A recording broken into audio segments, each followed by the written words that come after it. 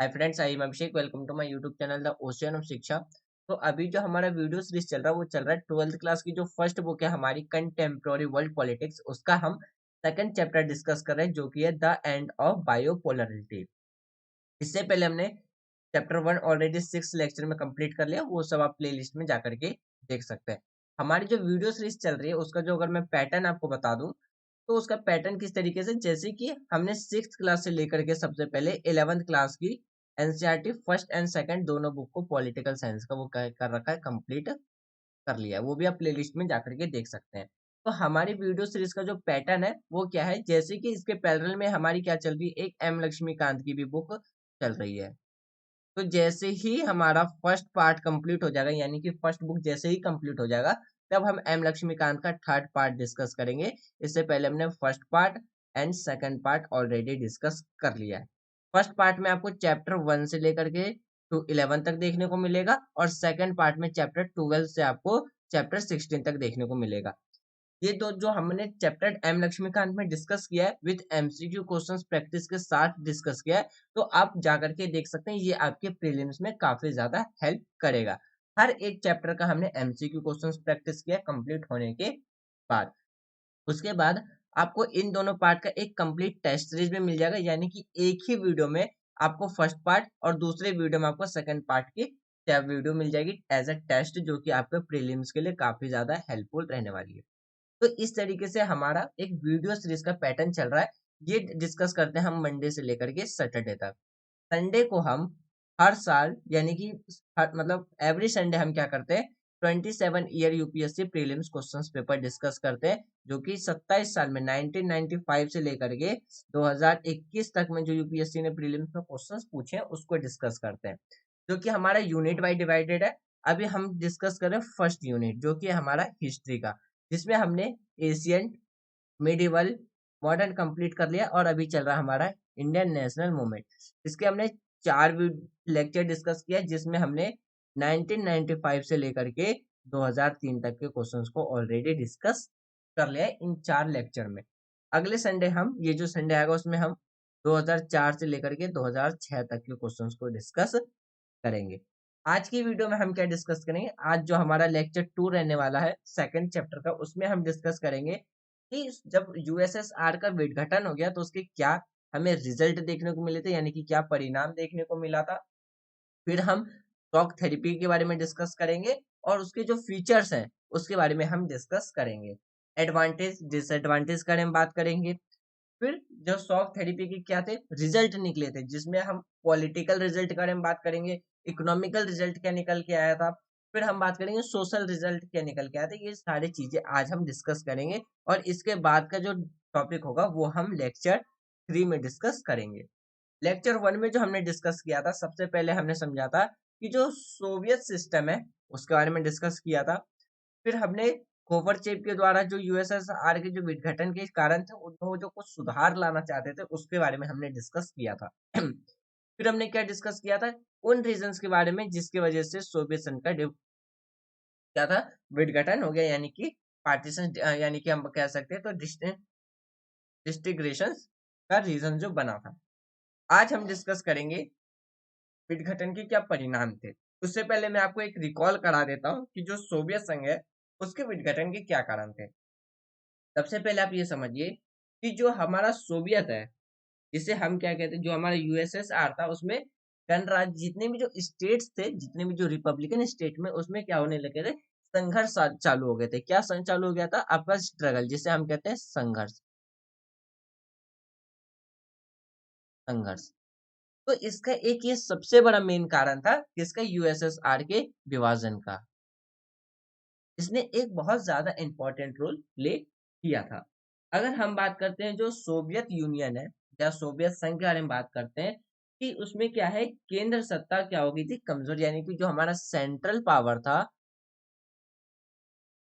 Central power, वो क्या पड़ गया था, वीक पड़ गया था। क्या पड़ गया था, वीक, यानी कि कमजोर पड़ना स्टार्ट हो गया था। फिर अगर हम बात करते हैं, तो जैसे ही हमारा सेंट्रल कमजोर होने लग गया, तो क्या है, उनके जो हमारे कोवरचेव है उनके अगेंस्ट में क्या है, विद्रोह स्टार्ट हो गया था।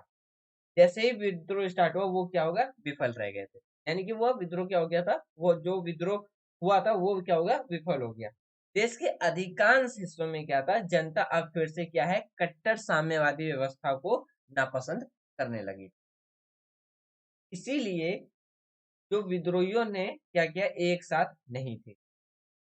इस विद्रोह का जो विफल बनाने का जो मुख्य भूमिका थी वो किसके द्वारा यानी कि जो मुख्य भूमिका निभाई गई थी वो किसके द्वारा निभाई गई थी, तो बोरिस ये येल येल्टसिन के द्वारा रही थी। अगर हम बात करते हैं किस बारे में, आप ये समझ, जो विद्रोह चल रहा था, जो रिवॉल्ट चल रहा था, उसमें एक जो प्रमुख भूमिका निभाई गई थी वो किसके द्वारा निभाई गई थी, बोरिस के द्वारा। इसमें क्या है, जिसमें लेकिन गोपरचेप ने क्या है, जनाधार बड़ी तेजी से क्या है, यानी कि खिसकात रहा जा यानी कि जा रहा था। फिर बात करते हैं कि कोई भी प्रमुख जो भी गणराज्य थे, जो भी आपका रिपब्लिकन स्टेट थे, जैसे कि आपका एस्टोनिया, फिर ल्यूथेनिया और लातविया, वो सोवियत संघ के क्या चाहते थे, अलग हो जाना चाहते थे। उसके बाद क्या हुआ, जो जॉर्जिया, अर्मेनिया और माल्डाविया ने क्या है, उग्रवाद हो गए थे और गोबरचेव की स्थिति को क्या कर रखा था, उन्होंने और ज्यादा कमजोर कर दिया। तो खुद की अगर हम बात करते हैं तो खुद येल्त्सिन सामने आए और जन समुदाय उनकी ओर से उमड़ पड़ा था। तो ये क्या था, इस तरीके से जो राष्ट्रपति है उनका क्या हुआ था, विद्रोह होना स्टार्ट हो गया था। यानी कि जो हमारे गोपरचेप है उनका क्या हुआ था, यूएसएसआर के अंदर विद्रोह होने लगा था। फिर जैसे मैंने बताया कि थोड़ी देर पहले कि जो हमारा गणराज्य था सोवियत संघ के अंदर, जो हमारे स्टेट रिपब्लिकन स्टेट थे उनमें जो संघर्ष चल रहा था, उसने यूएसएसआर के विघटन का क्या है, एक बहुत ज्यादा इंपॉर्टेंट रोल प्ले किया था। कैसे, तो अगर बात करें तो सोवियत संघ में जो केंद्र सत्ता थी वो क्या हो गई थी, कमजोर पड़ गई थी। एक के बाद करके क्या है, एक के बाद एक करके जितने भी जो सोवियत स्टेट के जो सोवियत संघ के जो स्टेट थे वो क्या होने लगे, इंडिपेंडेंस अपने आप को डिक्लेयर करने लगे। तो 25 दिसंबर, यानी कि आप याद रखिए 25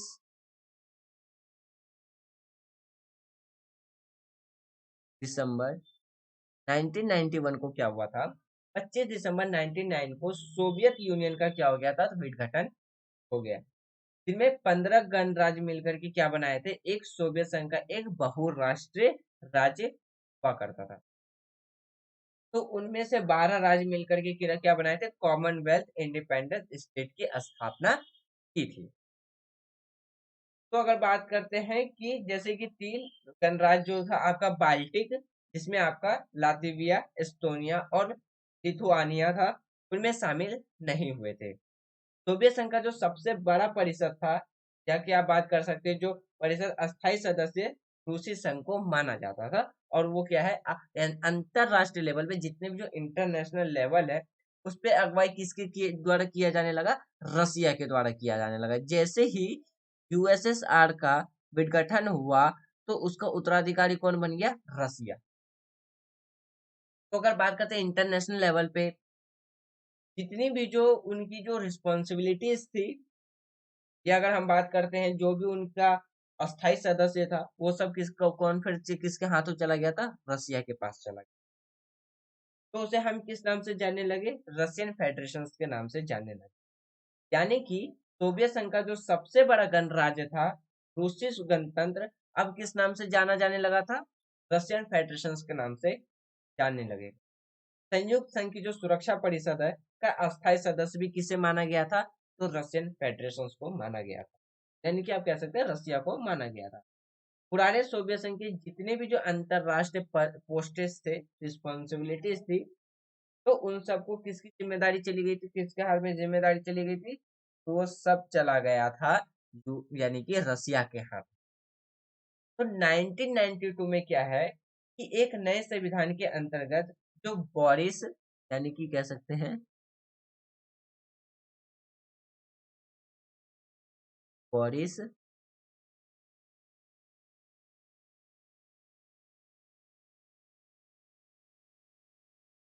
येल्टसिन, बोरिस येल्टसिन, बोरिस येल्टसिन ने पूरे रूस में क्या है, वो पूरे रूस के क्या बने थे, वो राष्ट्रपति बने। उन्होंने साम्यवादी व्यवस्था के साथ स्थान पर रूस में लोकतांत्रिक व्यवस्था को कायम करने का बेड़ा उठाया था। तो उन्होंने काफी कठिनाइयों का सामना उन्हें करना पड़ा था, यहाँ तक कि मार्च मार्च 1993 में मार्च 1993 में उन्हें रूस में क्या है, स्टेट इमरजेंसी भी डिक्लेयर करना पड़ा था। पर बोरिस के द्वारा क्या है कि यानी कि सख्त कार्रवाई का जन समर्थन पूरा मिला। यानी कि जब मार्च 1993 में स्टेट इमरजेंसी लगाई गई थी, तो उनको पब्लिक का सपोर्ट काफी हद तक मिला था, और उनके हार्ड डिसीजंस को भी क्या है, पब्लिक के द्वारा स्वागत किया गया था। 1996 में क्या हुआ था, अगर हम बात करते हैं 1960 यानी कि 1969 में, जो हमारे बोरिस थे वो क्या बने थे, दोबारा से प्रेसिडेंट बन करके आए थे। उसके बाद जैसे ही बोरिस के द्वारा रेजिग्नेशन दे दिए गए, यानी कि जब उन्होंने अपने पद को रिजाइन कर दिया, तो उसके बाद कौन है, व्लादिमीर पुतिन, जो कि आज भी रसिया के प्रेसिडेंट है, वो रूस के प्रेसिडेंट बने। तो ये क्या था, सोवियत संघ का विघटन था। अब बात करते हैं, अगर हम उसके कुछ कारण के बारे में बात करते हैं, तो इसका एक कारण था आपका राजनीतिक लोकतंत्र को नकार देना। मैं ओवरव्यू बता रहा हूँ, आप इसको समझिए कि जो मेन कारण थे यूएसएसआर के विघटन का, तो उसमें क्या था कि जो लोकतंत्र व्यवस्था है उसको क्या कर दिया गया था, इग्नोर कर दिया गया था। यानी कि कैसे बात कर सकते हैं, जैसे अखबार हो गए, रेडियो हो गए, एडवर्टाइजमेंट हो गया, तो इन सब जितने भी जो साधन थे, इन सब पे नियंत्रण किसका आ गया था, गवर्नमेंट का आ गया था। किसका आ गया था, गवर्नमेंट का। तो कम्युनिस्ट सिस्टम में क्या है, कम्युनिस्ट सिस्टम के विचारों में कि इसकी आजादी के लिए कोई भी गुंजाइश नहीं थी। तो इस तरीके से क्या है कि यूएसएसआर में क्या है, डेमोक्रेसी को क्या कर दिया गया था, इग्नोर कर दिया गया था। तो एक ये कारण था। दूसरा कारण था कि जो आर्थिक विफलता, यानी कि जो उनकी इकोनॉमिक्स थी वो क्या हो गई थी, फेल कर गई थी। जैसे कि सोवियत संघ में लोगों को क्या, लोगों का जीवन क्या है, पश्चिम से उन्नत राष्ट्रों के मुकाबले बहुत नीचे था। क्यों, कि जब कोल्ड वॉर का ड्यूरेशन चल रहा था, उस टाइम जो यूएसएसआर था, वो ग्लोबल पावर बनने के चक्कर में क्या कर रहा था, जितनी भी जो उनकी रिसोर्सेस है, वो किस पे खर्च कर रहे थे, मिलिट्री पे, यानी कि आर्मीज पे। तो जिसके वजह से क्या है, वेस्टर्न कंट्री के मुकाबले जो यूएसएसआर कंट्री के जो पीपल्स थे, उनका जो लाइफ स्टैंडर्ड था वो काफी ज्यादा कम हो गया।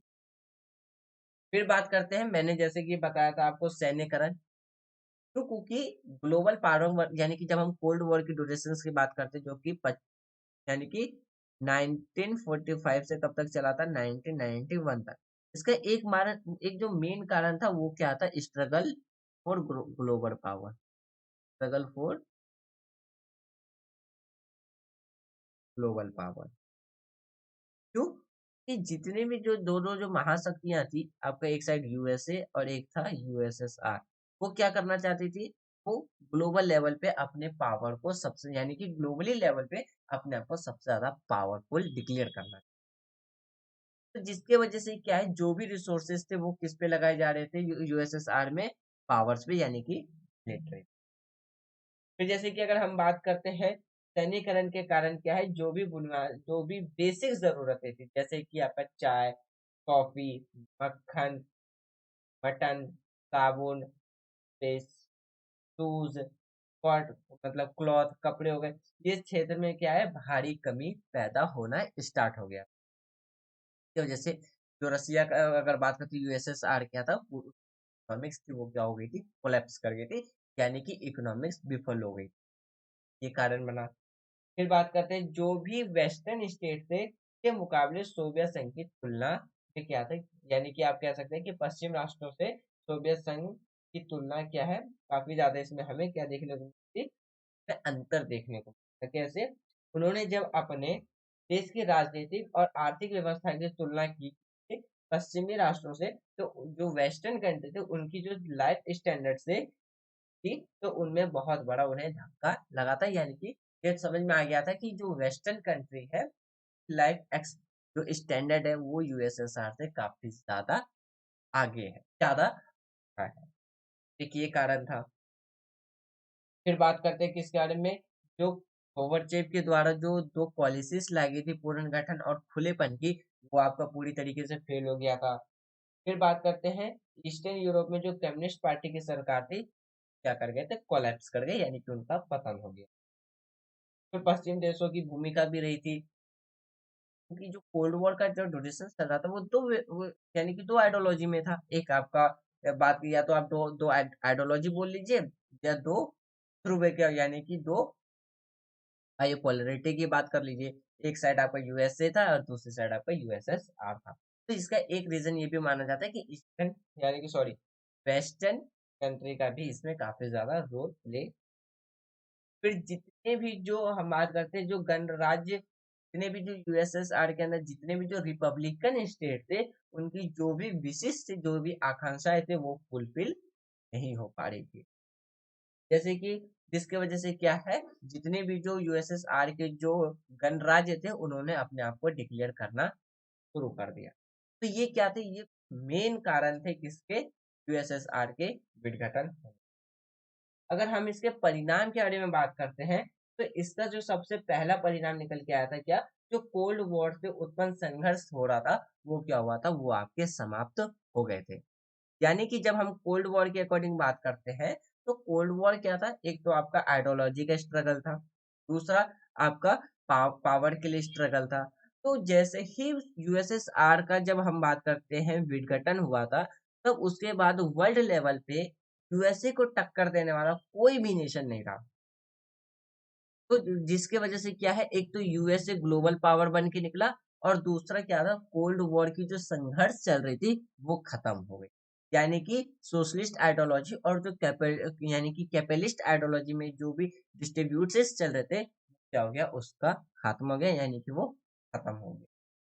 दूसरे पॉइंट की बात करते हैं, तो जो दूसरा पॉइंट था, जो हमारी बायो यानी कि बायोपोलरिटी था, वो किस पे आ गया था, यूनिपोलरिटी पे आ गया।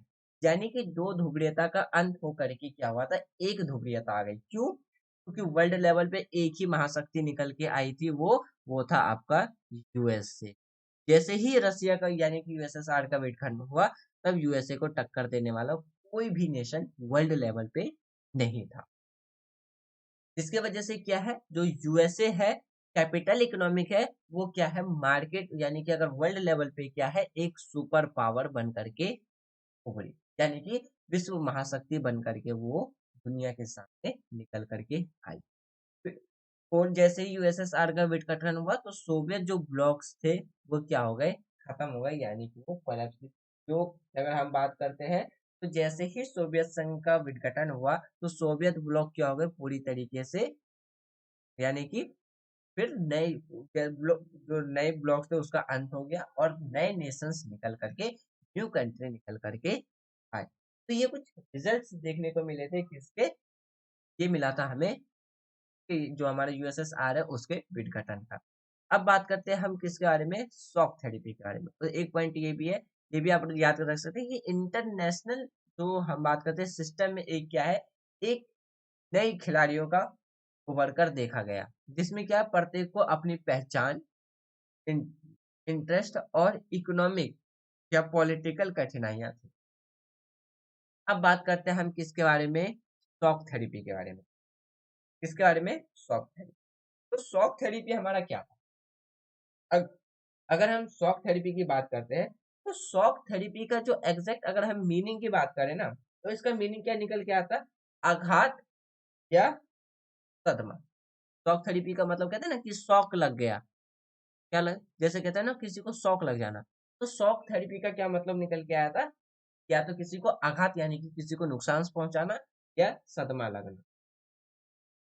क्या बात कर सकते हैं कि जो शॉक थेरेपी था, किसी को आघात पहुंचाकर या सदमा पहुंचाकर उसका इलाज करना क्या है, शॉक थेरेपी, इसका मीनिंग निकल के आता है।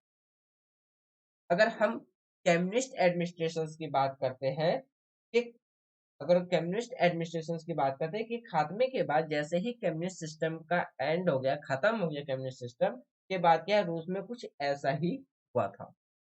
इस तरह से आर्थिक और जो राजनीतिक सिस्टम था, या आप कह सकते हैं इकोनॉमिक एंड जो पॉलिटिकल सिस्टम था, वहां क्या था, जो वहां जो मौजूदा थी उसके स्थान पर क्या है, एक नई तरीके की सिस्टम कायम हो, या आप कह सकते हैं नए तरीके के सिस्टम को इम्प्लीमेंट करने की कोशिश की गई।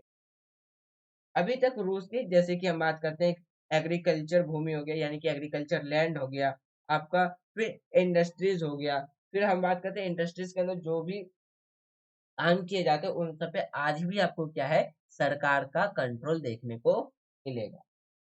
तो जिसके वजह से क्या है, जिसे आज के टाइम पे कहा जाने लगा, साम्यवादी व्यवस्था कहा जाने लगा। परंतु अब वहां पे क्या है, निजी नियंत्रण में भी लाया जा रहा है।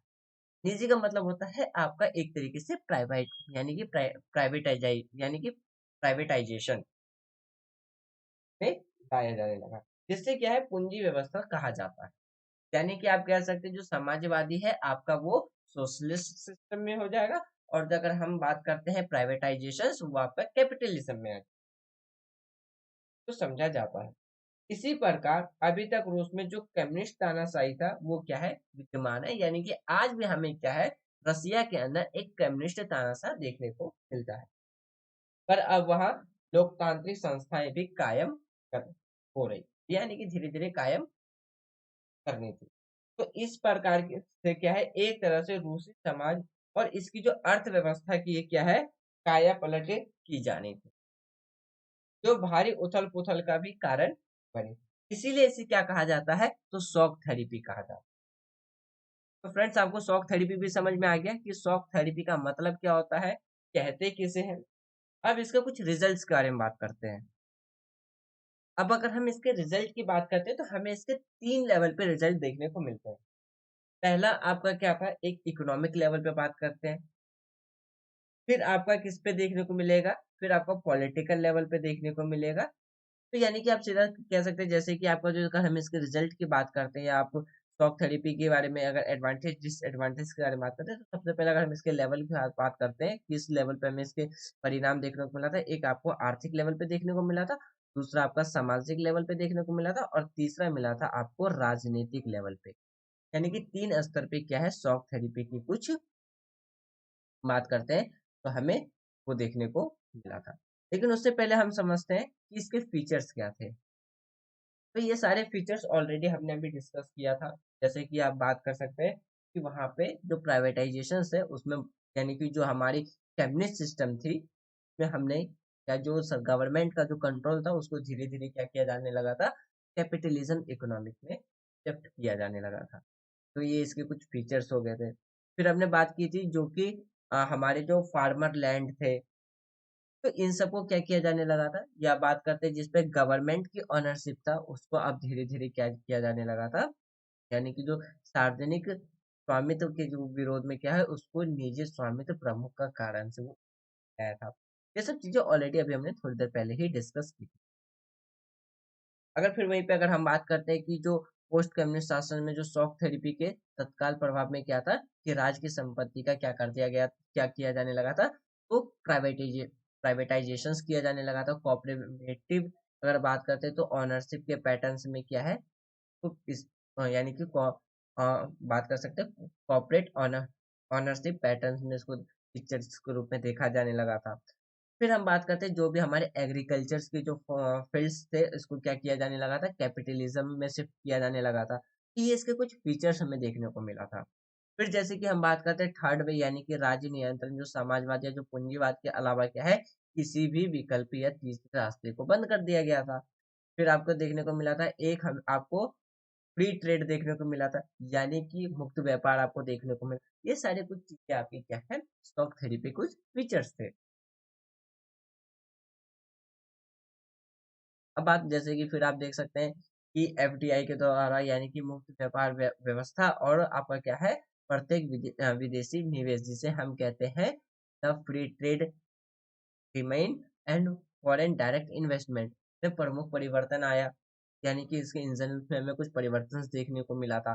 फिर बात करते हैं किस बारे में, विदेशी निवेश और मुद्रा परिवर्तन के खुलेपन के साथ साथ ही क्या है, डीरेगुलेशन पोस्ट कम्युनिस्ट शासकों ने शॉक थेरेपी के प्रमुख तत्वों के रूप से उभर के आया था। सोवियत गुट के देशों के बीच में क्या है, मौजूदा व्यापार यानी कि गठजोड़ को खत्म कर दिया गया, जो कि वार्सा पैक्ट में था, जो हमने फर्स्ट टेक्स्ट यानी कि फर्स्ट चैप्टर में डिस्कस किया था कि वार्सा पैक्ट में जितने भी जो मेंबर्स कंट्री होंगे वो सारे आपस में ही ट्रेड करेंगे, जो कि नाटो के अगेंस्ट में बनाया था, तो वो सारी चीजें खत्म हो गई थी। फिर बात करते हैं उत्तर कम्युनिस्ट शासकों में शॉक थेरेपी ने एक महत्वपूर्ण हिस्से के रूप में क्या है, पश्चिम से सीधा संपर्क करने के लिए यानी कि सीधा कनेक्शंस करने में, कनेक्ट करने के लिए काम किया था, डायरेक्ट लिंक का काम किया था। ये सारी क्या थी, इसके कुछ फीचर्स थे। अब जैसे हम बात करते हैं इसके एडवांटेज एंड डिसएडवांटेज के बारे में। अगर आप शॉक थेरेपी के हम डिसएडवांटेज की बात करते हैं तो इसकी वजह से क्या है, जो इकोनॉमिक है यानी कि अगर हम बात करते हैं आर्थिक असमानता क्या है, काफी ज्यादा बढ़ गई थी। फिर स्पष्ट रूप से क्या है, उपभोक्ता की अपेक्षाओं की बातें हुई थी। इसके कुछ नुकसान भी है, यानी कि देखिए जैसे आर्थिक असमानता को दूर करने का एक अधिक प्रभावी साधन बना था, मैंने यहाँ पे उल्टा बोल दिया। यहाँ पे क्या था, ये एक जो इकोनॉमिक इनइक्वालिटी था उसको कम करने का ये क्या है, एक सोर्स बना, यानी कि इसको सॉल्व करने का, रिजॉल्विंग करने का ये क्या बना था, एक मीन्स यानी कि एक सोर्सेस बना था, साधन बना था। फिर अगर हम इसकी कुछ कमियां की बात करते हैं तो एक पर्याप्त और तीव्र आय में असमानता पैदा हो गई थी। फिर क्या देखने को मिला था हमें, बेरोजगारी यानी कि अनएम्प्लॉयमेंट भी बढ़ी थी, और भारी जो आर्थिक स्थिति में हमें क्या देखने को यानी कि ओवरवेलमिंग देखने को मिला था इकोनॉमिक कंडीशंस में। ये इसके कुछ नेगेटिव पॉइंट्स थे। अब बात करते हैं शॉक थेरेपी के रिजल्ट्स क्या थे। तो 3 लेवल पे हमें इसके रिजल्ट देखने को मिला था। एक आपका इकोनॉमिक लेवल पे, दूसरा आपका देखने को मिला था सोशल लेवल पे, और तीसरा आपको देखने को मिला था किस पे, हम बात करते हैं तो पॉलिटिकल लेवल पे। अगर हम सबसे पहले बात करते हैं इकोनॉमिक लेवल पे, तो इससे जिसे हम आर्थिक संकट के रूप में भी कह सकते हैं, तो इसमें क्या हुआ था, जितने भी जो सामूहिक कृषि थे, फार्म थे, वो सब क्या है, निजी फार्म में बदल गए थे, और सरकारी जो भी कारखाने थे उनको क्या कर दिया गया था, प्राइवेटाइजेशन के हाथ में यानी कि प्राइवेट के हाथ में दे दिया गया था, या लाया जाने की कोशिश की, यानी कि ले जाना कोई आसान काम नहीं था। इसीलिए बोरिस का जो कार्यकाल था वो क्या था, बहुत ही ज्यादा संकट वाला था, बहुत ज्यादा चैलेंजेस वाला था। तो राष्ट्रपति जो बोरिस थे और उनके जो उच्च जितने भी जो यानी कि हाई लेवल जो ऑफिसर्स थे के संग क्या है, संधियों के सरकार के कारखानों और कृषि में की जो मिट्टी है, अगर बात करते हैं कृषि फार्मों की जो मिट्टी के मोल यानी कि सस्ते दामों पर खरीद लिए गए, क्योंकि कारखाने की जो बिक्री कीमतों में बहुत ही कमी थी, इसीलिए इतिहास का सबसे बड़ा गराज सेल भी इसे कहा जाता है। तो ये सारी आपको क्या है, कारण देखने को मिले। फिर इसी में आपको क्या देखने को मिलेगा, मुद्रास्फीति भी देखने को मिलेगा। फिर बात करते हैं जैसे कि रूस में ऐसे लोगों का अभाव था जो कि निजी कंपनियों को कुशलतापूर्वक चला सके, उनके पास उस तरह की, अगर बात करते हैं जो स्किल्स पर्सन है वो नहीं थी। परिणाम ये इसका रिजल्ट हमें ये देखने को मिला था कि मुद्रास्फीति का मतलब होता है महंगाई काफी ज्यादा बढ़ जाना। इतनी बढ़ गई कि रूसी जो मुद्रा रूबल है का मूल्य काफी ज्यादा नीचे आ गया, और 1992 से लेकर के 2000 तक रूस की अगर हम वैल्यू करेंसी की बात करते हैं तो 160 रुपए यानी कि 160 अरब डॉलर का विदेशी कर्ज चढ़ गया था। कब से कब तक, तो ये चला था आपका 1992 से लेकर के 2000 तक। कितने का कर्ज चला था, तो 160 अरब डॉलर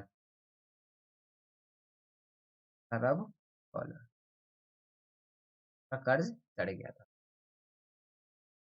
फिर बात करते हैं जो राष्ट्रपति बोरिस थे, बार बार अपने प्रधानमंत्री बदलते रहे और अर्थव्यवस्था सुधर नहीं पा रही थी। पुराने यानी कि बात करते हैं जो पुराना कृषि और जो औद्योगिक ढांचा था वो क्या होता, पूरी तरीके से टूट गया था, पर उनके स्थान पर कोई नई व्यवस्था प्रकट नहीं हुई।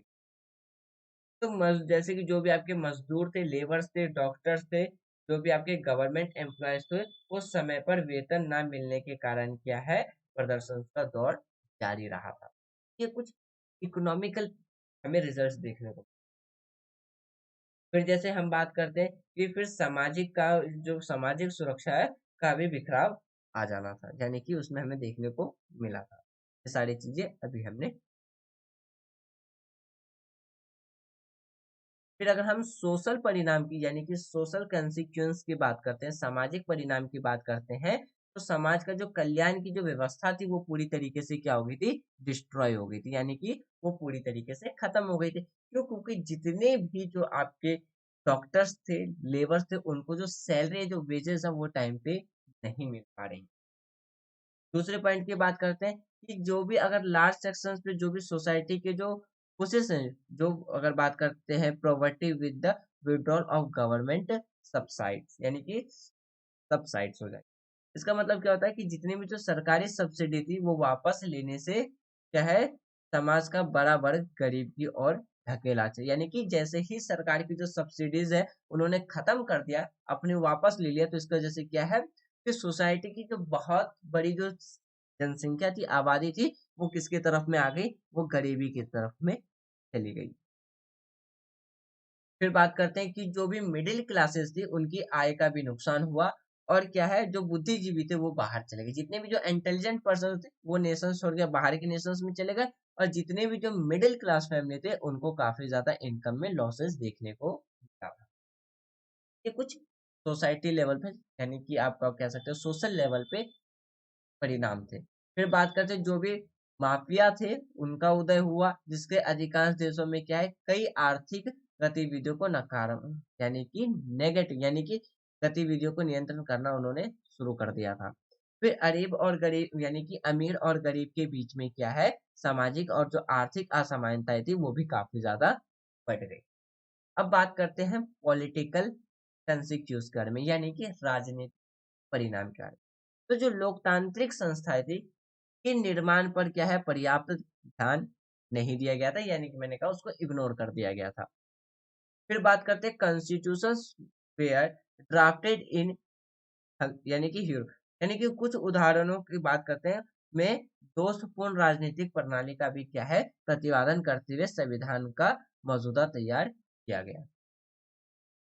फिर बात करते हैं लास्ट जो पॉइंट देखे, इसमें क्या है, अधिकांश देशों में न्यायिक संस्कृति और न्यायपालिका की स्वतंत्रता अभी तक स्थापित नहीं हुई। तो ये क्या है, कुछ रीजंस थे, जो कुछ कंसिक्वेंसेस थे किसके, तो शॉक थेरेपी, जो कि हमने 3 लेवल पे डिस्कस किया।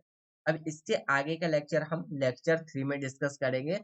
एटलीस्ट लेक्चर 4 तक में हमारा ये जो चैप्टर है सेकंड वो कंप्लीट हो जाएगा। तो फ्रेंड्स मुझे उम्मीद है कि आज जो भी हमने डिस्कस किया वो आपको प्रॉपरली समझ में आ गया होगा। यदि कोई डाउट हो तो आप अपने डाउट को कमेंट बॉक्स में लिख देना। जब हम इसका चैप्टर यानी कि लेक्चर 4 डिस्कस करेंगे, तब हम उससे पहले अपने डाउट क्लियर करेंगे, तब जाके हम अपने आगे के लेक्चर को डिस्कस करेंगे। यदि आपको वीडियो पसंद आ रही हो तो आप वीडियो को लाइक कर सकते हैं, शेयर कर सकते हैं एंड चैनल को सब्सक्राइब कर सकते हैं। Thanks for watching friends, take care, जय हिंद।